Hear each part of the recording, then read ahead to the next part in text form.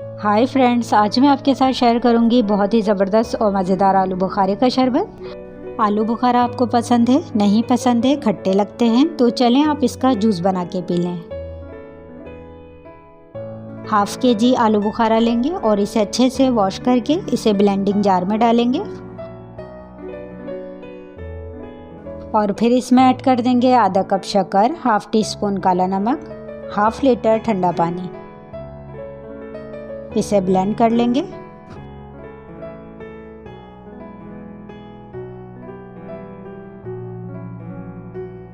Blend करने के बाद बाउल में स्ट्रेनर लगा के छान लेंगे और इसके तमाम छिलके और बीजों को रिमूव कर देंगे।